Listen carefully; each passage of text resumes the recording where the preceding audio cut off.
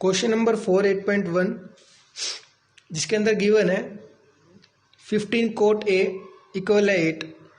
अब आपको पता है कि जो 15 है वो कोट के साथ मल्टीप्लाई में, और मल्टीप्लाई में तो इक्वल से दूसरी साइड जब हम उसको लेके जाएंगे तो वो बाई में चला जाएगा, तो इसलिए आ गया हमारे पास में 8/15।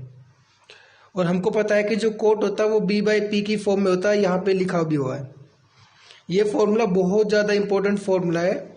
इस फॉर्मूले के बेस पे ही आपको 8 चैप्टर और 9 चैप्टर और आगे की क्लासेस के अंदर ये फॉर्मूला जो है बहुत ज़्यादा हेल्पफुल रहेगा हमारे लिए। तो कोट की बात करें तो b/p होता है, तो इसलिए जो मेरा 8 है वो मेरा बेस का काम कर रहा है और जो मेरा 15 है वो मेरा परपेंडिकुलर का काम कर रहा है। अब आप हमको पता है कि इन क्वेश्चनों को सोल्व करने के लिए राइट एंगल ट्रायंगल की रिक्वायरमेंट होती है और उसके अंदर हाइपोटेन्यूस की भी जरूरत होती है। तो सबसे पहले हमारा काम रहेगा कि राइट एंगल ट्रायंगल के अंदर जो हाइपोटेन्यूस है, जिसको हम एच या कर्ण बोलते हैं, वो निकालना जरूरी है। और उसके लिए हम क्या करेंगे, इधर से in right angle triangle perpendicular हमारा 15 यूनिट्स लगा देना है। जब इकाई जब भी कुछ सेंटीमीटर लीटर या फिर बोले कि गधे घोड़े कुत्ते बिल्ली गाय भैंस रुपए वैसे लीटर मीटर ना दे रखा हो, तो उस टाइम पे हम इसके पीछे इकाई लगा लेते हैं, यूनिट्स लगा लेते हैं, एस के साथ डिनोट कर लेना। बेस जो है हमारा 8 सेंटीमीटर है, हाइपोटेन्यूस जो है हमने निकालना है। उसके बाद अगर हम बात करें तो इसमें फॉर्मूला जो हमें पता है कि राइट एंगल ट्रायंगल के ऊपर बेस सम है तो बाय पीजीटी। पीजीटी में क्या होता है कि जो हम जानते हैं कि जो एच होता है वो बेस और परपेंडिकुलर के स्क्वायर का सम होता है, तब जाके हाइपोटेन्यूस निकलता है। तो इसलिए क्या निकल गया यहाँ से, एच स्क्वायर जो है वो P square plus B square आ गया।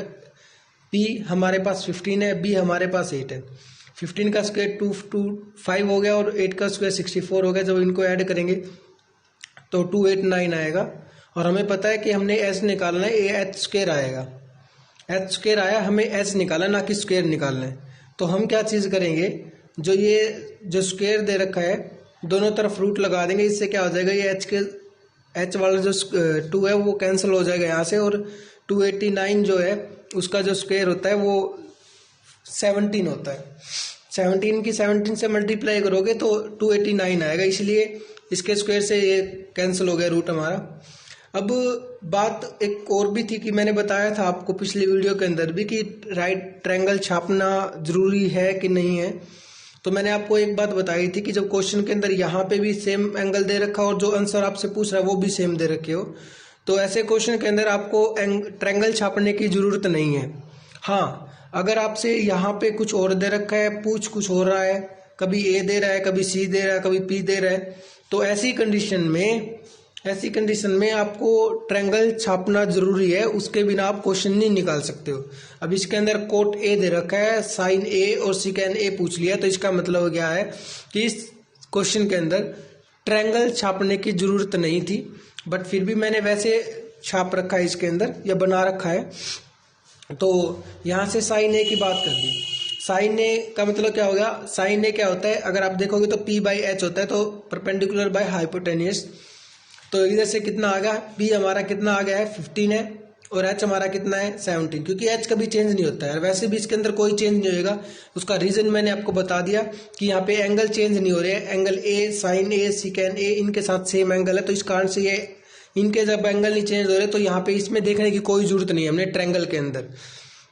उसके बाद अगर हम बात करें तो यहाँ से सिकेन ए, सिकेन होता है जो कि कोस के बिल्कुल अपोजिट होता है, h/b। h/b की बात आ गई तो h कभी चेंज नहीं होता, 17 है, वैसे भी इसमें कोई चेंज नहीं होगा क्योंकि एंगल सब में सेम आ रहे हैं। रीजन उसका सबसे बड़ा ये है, और b जो है हमारा वो 8 है। तो इस प्रकार से क्वेश्चन था, फोर्थ क्वेश्चन, जो इस प्रकार से हल करना था। तो आप समझ गए कि कब ट्रायंगल छापना है या बनाना है और कब नहीं बनाना है। जब भी एंगल सेम हो, जब भी एंगल जो दे रखा है और जो निकालने बोल रखा है अगर वो सेम है तो आपको ट्रायंगल बनाने की जरूरत नहीं है। बट अगर वो जो एंगल दे रखे हैं और जो पूछ रखे हैं हमसे वो अगर सेम नहीं है, अलग अलग है, तो ऐसी कंडीशन में आपको ट्रायंगल बनाना जरूरी है, उस बिना आप आंसर नहीं निकाल सकते हो। अब क्वेश्चन नंबर 5 की बात करते हैं।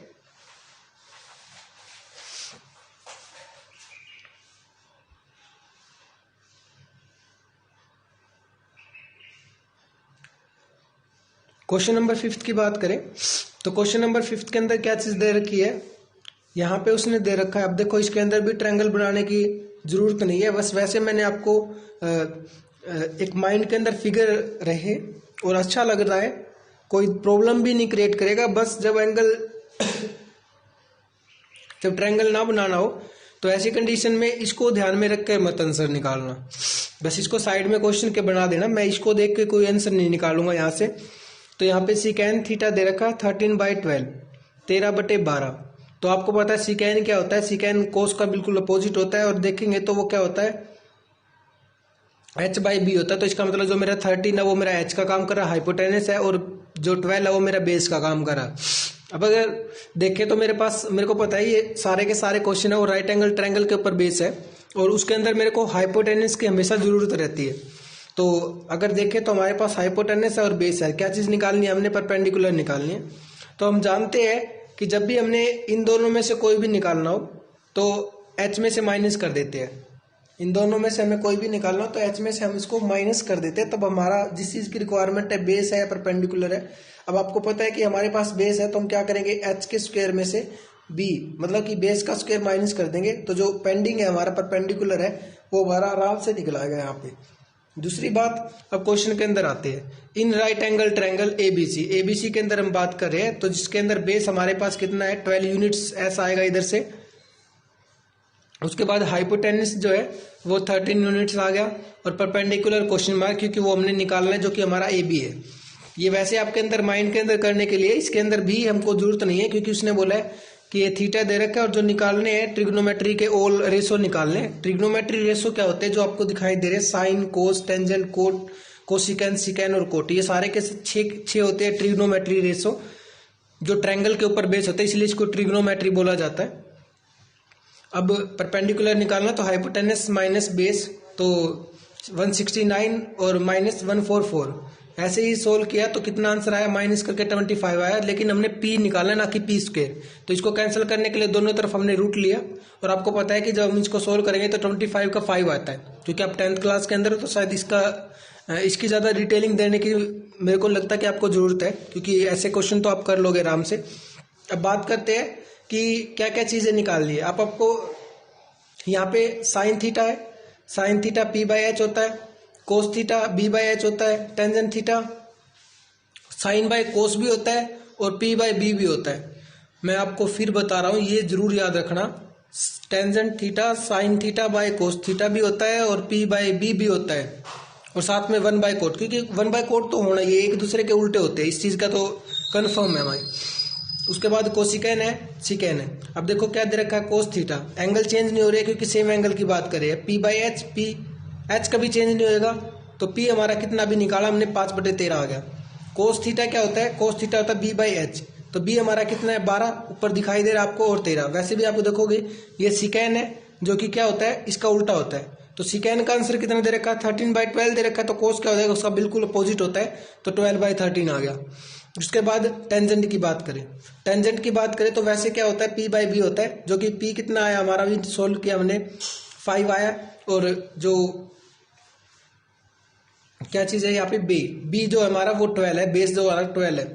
अब यही चीज़ मैं इसके साथ भी निकाल सकता हूँ, अगर आप थोड़ा सा भी ध्यान से देखो, sine theta by cos theta, sine theta कितना है, साइन थीटा अगर आप देखोगे तो वो हमारा है 5/13, उसके बाय में क्या लिखते हैं, कोस। अब हमको पता है कि जब भी कोई नंबर किसी के बाय में आता है तो बाय के बाय में आने वाले नंबर को उल्टा करके मल्टीप्लाई में ले लेते हैं। अब कोस की वैल्यू कितनी है, कोस की वैल्यू देखेंगे तो हम, तो 12/13 है। अब हमने 12/13 को, क्योंकि साइन बाय कोस लिखना है हमने, तो साइन की वैल्यू ये, और उसके नीचे क्या लिखना है, मैंने ये लिखना है, तो इसको उल्टा करके मैं इसको मल्टीप्लाई में ले लेता हूँ, तो क्या आ जाएगा, ये आ जाएगा 13/12। तो 13 से 13 कैंसिल हो, कितना बच गया, 5/12, वही आंसर आ गया जो मैंने इसके जरिए निकाला था, p/b के जरिए। तो sine theta by cos theta का आंसर भी सेम ही आता है। अब कोसिकेन है तो साइन का अपोजिट होता है बिल्कुल, ये 5/13 है तो 13/5 हो गया। ना पता है तो इधर से फॉर्मूला भी है, h/p, h कितना 13, p अपना 5 आ गया। इधर से सोल्व करेंगे तो हमारा ये कितना आ जाएगा, h/b होता है, ये तो हमारे सबसे स्टार्टिंग में ही दे रखा है, और उसके बाद कोट थीटा जो बिल्कुल टेंजेंट का उल्टा होता है। अब देख लो आप 5/12 है तो 12/5 आ गया, बट आपको याद भी होना चाहिए कि इसका खुद का फॉर्मूला b/p होता है। तो b हमारा बेस जो कि 12 है और p हमारा 5 है परपेंडिकुलर। उसके बाद cot theta cos by sine होता है, cot theta cos by sine. मैंने आपको पहले बताया था कि साइन बाय कोस जब भी आपको मिल जाए तो आप बिना देखे टेंजेंट लगा सकते हैं, टेंजेंट लिख सकते हो उसकी जगह पे, या टेंजेंट की जगह पे साइन बाय कोस लिख सकते हो। लेकिन जब भी आपको ये उल्टे मिले, भाई कोस बाय साइन आ जाए, cos theta by sine theta आ जाए, तो आप उसकी जगह पे कोट लिख सकते हो। वैसे ये सारे एक दूसरे के उल्टे होते हैं, ठीक है भाई, 1 के बाय में लिख सकते हैं आप इनको। तो इस प्रकार ये क्वेश्चन हमारा कौन सा था, 5। अब हम करते हैं क्वेश्चन नंबर 6। क्वेश्चन नंबर 6 के अंदर भी वही प्रॉपर्टी है। मैंने आपको स्टार्टिंग में बोला था कि जब भी आप कोई क्वेश्चन करो तो अपने आप से 3 क्वेश्चन करो कि क्या इस सम के अंदर ट्रायंगल छापने की जरूरत है या नहीं है, अगर है तो क्या रीजन है उसका। उसके बाद क्या एंगल चेंज होंगे, तो एंगल चेंज होंगे अगर स्टार्टिंग में अगर ट्रायंगल छापने की रिक्वायरमेंट अगर है, ये क्वेश्चन अपने आप से पूछने के बाद अगर आपका आंसर आता है कि हाँ छापने की जरूरत है, तो उस टाइम पे क्वेश्चन के अंदर जो एंगल है वो हमेशा चेंज होंगे अगर छापने की जरूरत है तो। अब बात करते हैं क्वेश्चन के अंदर, क्वेश्चन नंबर 6 8.1 का, इन राइट एंगल ट्रायंगल, क्योंकि मैं आपको बता चुका कि सारे के सारे question right angle triangle based है और मैं हर क्वेश्चन के अंदर आपको एक ही रूल जो है वो फॉलो करवा रहा हूँ, एक ही तरीके से करवा रहा हूँ। हर क्वेश्चन के अंदर शायद आपने देखा होगा अभी तक कि मैं हर क्वेश्चन के अंदर फिगर जरूर छाप रहा हूँ, जो कि आपके लिए बहुत अच्छी भी है, आपके माइंड सेट के लिए भी। आप इसके साथ काम करना या इसके साथ क्वेश्चन निकालना सीख जाओगे, इसीलिए मैं बार बार या हर क्वेश्चन के अंदर मैंने ये फिगर बनाई है।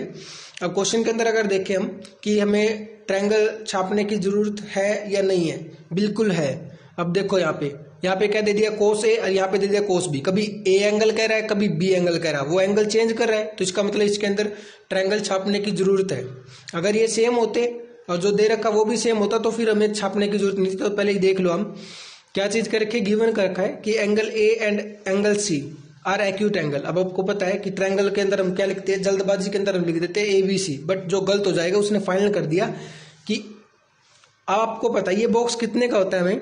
हम सब जानते हैं कि ये बॉक्स जो होता है वो 90 डिग्री को शो करता है, 90 डिग्री के एंगल को शो करता है, और हमें पता है कि उसने फाइनल कर दिया कि यहाँ पे B तो आ ही नहीं सकता। क्यों नहीं आ सकता है, क्योंकि यहाँ पे तो वो एंगल आएगा जो 90 डिग्री का होगा, राइट एंगल हो गया।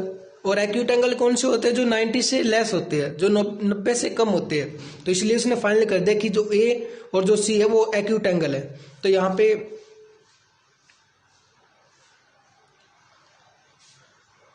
सॉरी ए और बी आएगा, इधर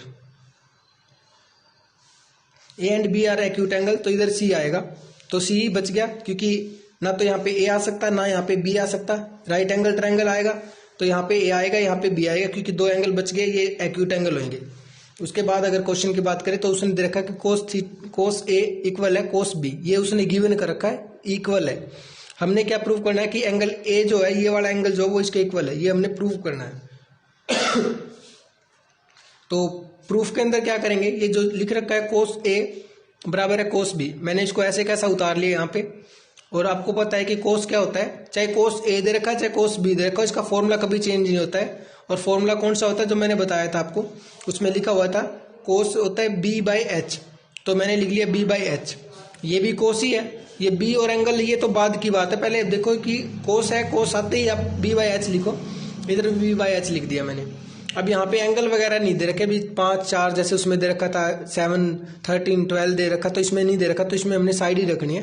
तो ये B/H आ गया हमारा कोस देख के। अब देखो कि यहाँ पे क्या कह दिया उसने, कोस ए, और एंगल यहाँ पे कोस बी कह दे, तो एंगल चेंज हो रहे, तो अब देखना पड़ेगा ट्रायंगल के अंदर हमें चाहिए क्या, देख लो ध्यान से, H कभी चेंज नहीं होगा, H कभी चेंज नहीं होगा, तो H को मैं पहले ही लिख देता हूँ। H कितना हमारा ABH हमारा, मैंने इसके नीचे भी रख दिया और इसके नीचे भी रख दिया।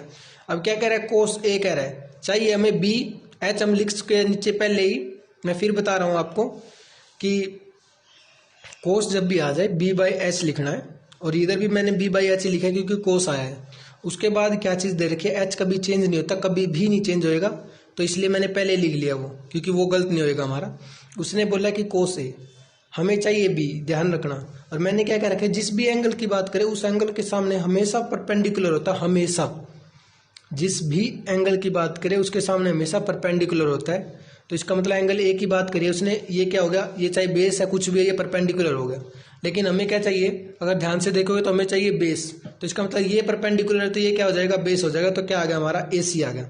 तो मैंने इसी कारण से ऊपर AC लिख दिया। अच्छा, उसके बाद दूसरे क्वेश्चन की बात करें, एच B/H चाहिए। H हमने लिख लिया क्योंकि वो चेंज नहीं होता है कभी। उसके बाद क्या चीज़ है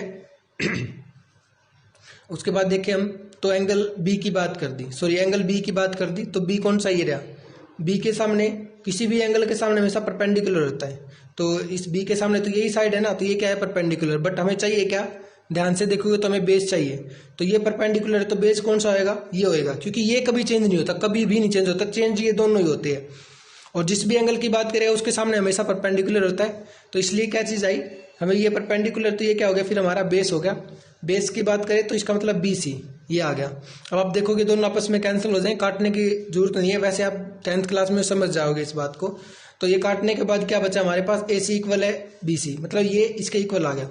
और आपने 9th शायद 8th क्लास में पढ़ा हो कि किसी भी ट्रायंगल के अंदर यदि दो साइड इक्वल है, किसी भी ट्रायंगल की यदि दो साइड इक्वल है, तो उन दो साइड जो साइड इक्वल है उन दोनों साइड के अपोजिट जो एंगल होंगे, उन दोनों साइडों के अपोजिट जो एंगल होंगे वो हमेशा इक्वल होते हैं। तो आपको पता है इससे सॉल्यूशन से क्या निकला कि AC बराबर BC, तो मैं बोल सकता हूँ कि ये जो साइड है ये इसके इक्वल आ गई है। अब क्या होगा, जब ये साइड इक्वल है तो इसके इस साइड के सामने कौन सा है, अपोजिट कौन सा एंगल है, एंगल A, और इसके सामने कौन सा एंगल है, B। जब साइड इक्वल होती है तो उनके अपोजिट एंगल इक्वल होते हैं, जब एंगल इक्वल होते हैं तो उनके अपोजिट साइड इक्वल होते हैं। ये दो प्रॉपर्टी होती है, दोनों ही एक दूसरे के अपोजिट है। तो यहाँ पे देखोगे आप, तो यहाँ पे मैं कह सकता हूँ इसके जरिए कि एंगल AC बराबर BC है, तो मैं बोल सकता हूँ इंप्लाइज दैट एंगल A बराबर angle B, opposite angle of equal side are equal. हम जानते हैं कि अपोजिट एंगल जो होते हैं इक्वल साइड के वो हमेशा इक्वल होते हैं। इस प्रकार से इस क्वेश्चन को सोल्व करना था। आई होप जो मैंने समझाने की कोशिश की है वो आपको अच्छी प्रकार से समझ में आई होगी। फिर हर वीडियो के अंदर वही बात कि फर्स्ट टाइम है इसलिए शायद ना भी समझ में आए एक बार के अंदर, तो आपसे रिक्वेस्ट है कि आप वीडियो को दोबारा देखें, शायद दोबारा में मेरी गारंटी है कि आपका क्लियर हो जाएगा क्वेश्चन।